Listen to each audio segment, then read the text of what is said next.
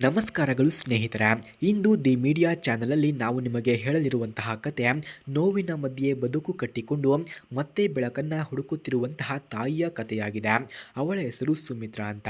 ವಯಸ್ಸು 36 ವರ್ಷವಾಗಿದೆ. ಮೂಲತಃ ತುಮಕೂರು ಜಿಲ್ಲೆಯವರು. ಬಾಲ್ಯದಿಂದಲೇ ಶಾಂತ, ಸರಳ, ಮನಸಾರೆ ಕೆಲಸ ಮಾಡುವಂತಹ ಗುಣ ಇವರದ್ದು ಆಗಿದೆ.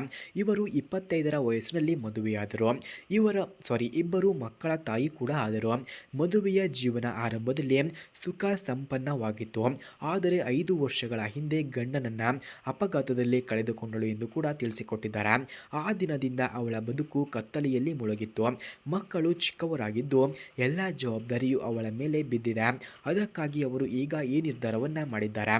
ಯಾರಾದರೂ ಇವರಿಗೆ ಬಾಳು ಕೊಡುವಂತಹ ವ್ಯಕ್ತಿ ಯಾರಾದರೂ ಇದ್ದರೆ ಮೊದಲು ನಮ್ಮ ಚಾನಲನ್ನು ಸಬ್ಸ್ಕ್ರೈಬ್ ಮಾಡಿಕೊಳ್ಳಿ. ಆ ನಂತರ ಜಾಯಿನ್ ಎಂಬ ಬಟನ್ ಕಾಣಿಸುತ್ತದೆ.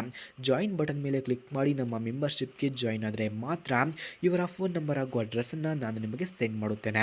ಹಾಗೆ ಆದರೂ ಸುಮಿತ್ರಾ ಹೋರಾಡಿದಳು, ಮಕ್ಕಳನ್ನು ನೋಡಿಕೊಂಡಳು, ಕೆಲಸವನ್ನು ಮಾಡಿಕೊಂಡಳು, ಸಮಾಜದಲ್ಲಿ ತನ್ನ ಸ್ಥಾನವನ್ನು ಉಳಿಸಿಕೊಂಡಳು ಎಂದು ಕೂಡ ತಿಳಿಸಿಕೊಟ್ಟಿದ್ದಾರೆ. ಈಗ ಮಕ್ಕಳು ಸ್ವಲ್ಪ ದೊಡ್ಡವರಾದ ಮೇಲೆ ಅವಳು ನಿರ್ಧರಿಸಿದ್ದಾಳೆ ಮತ್ತೆ ಮದುವೆಯಾಗಲು, ಮತ್ತೆ ಸಂಗಾತಿ ಜೀವನಕ್ಕೆ ಬೇಕು ಎಂದು ನಿರ್ಧರಿಸಿದ್ದಾಳೆ. ಹಾಗೆ ಅವರು ಹುಡುಕುತ್ತಿರುವಂತಹ ಹುಡುಗ ಈ ರೀತಿ ಇರಬೇಕು ಎಂದು ಕೂಡ ಹೇಳಿಕೊಂಡಿದ್ದಾರೆ. ವಯಸ್ಸು 36ರಿಂದ 45ರೊಳಗೆ ಆಗಿರಬೇಕಂತೆ. ವಿಧುವರಾಗಿದ್ದರೂ ಪರವಾಗಿಲ್ಲ, ಮದುವೆಯಾದವರು ಪರವಾಗಿಲ್ಲ ಎಂದು ಹೇಳಿಕೊಂಡಿದ್ದಾರೆ. ಮಕ್ಕಳನ್ನ ಪ್ರೀತಿಸುವ ಜವಾಬ್ದಾರಿಯುತ ವ್ಯಕ್ತಿ ಬೇಕು ಎಂದು ಕೂಡ ತಿಳಿಸಿದ್ದಾರೆ. ಕುಟುಂಬಕ್ಕೆ ಗೌರವ ಕೊಡುವಂತಹ ಗುಣ ಇರುವವರು ಓಕೆ ಎಂದು ಹೇಳಿಕೊಂಡಿದ್ದಾರೆ.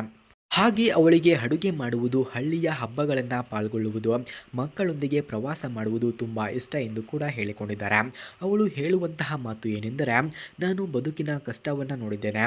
ನನಗೆ ಬೇಕಿರುವವರು ನಿಜವಾದ ಹೃದಯದಿಂದ ಪ್ರೀತಿಸುವವರು. ನಾನು ಅವರ ಜೀವನದಲ್ಲಿ ನಂಬಿಕೆ, ಪ್ರೀತಿ, ಗೌರವವನ್ನು ತುಂಬುತ್ತೇನೆ ಎಂದು ಕೂಡ ತಿಳಿಸಿದ್ದಾರೆ. ಕೊನೆಗೆ ಅವಳು ಮನವಿಯನ್ನು ಮಾಡುತ್ತಾಳೆ, ನೀವು ಸಹ ನಿಜವಾದ ಸಂಗಾತಿಯನ್ನು ಹುಡುಕುತ್ತಿದ್ದರೆ ಬನ್ನಿ, ನಾವು ಒಟ್ಟಿಗೆ ಹೊಸ ಬದುಕನ್ನು ಕಟ್ಟೋಣ ಎಂದು ಕೂಡ ಹೇಳಿಕೊಂಡಿದ್ದಾರೆ. ಹಾಗೆ ಸ್ನೇಹಿತರೆ, ಇಂತಹ ಬದುಕನ್ನು ಕಟ್ಟಲು ಇವರ ಫೋನ್ ನಂಬರ್, ಅಡ್ರೆಸ್ ನಿಮಗೆ ಮುಖ್ಯವಾಗುತ್ತದೆ. ಇವರ ಫೋನ್ ನಂಬರ್, ಅಡ್ರೆಸ್ ನಿಮಗೆ ಬೇಕಾಗಿದ್ದರೆ ಮೊದಲು ನಮ್ಮ ಚಾನಲನ್ನು ಸಬ್ಸ್ಕ್ರೈಬ್ ಮಾಡಿಕೊಳ್ಳಿ. ಆ ನಂತರ ಜಾಯಿನ್ ಎಂಬ ಬಟನ್ ಕಾಣಿಸುತ್ತದೆ. ಜಾಯಿನ್ ಬಟನ್ ಮೇಲೆ ಕ್ಲಿಕ್ ಮಾಡಿ ನಮ್ಮ ಮೆಂಬರ್ಶಿಪ್ಗೆ ಜಾಯಿನ್ ಆದವರಿಗೆ ಮಾತ್ರ ಇವರ ಫೋನ್ ನಂಬರ್ ಹಾಗೂ ಅಡ್ರೆಸ್ಸನ್ನು ನಾನು ನಿಮಗೆ ಸೆಂಡ್ ಮಾಡುತ್ತೇನೆ. ಧನ್ಯವಾದಗಳು.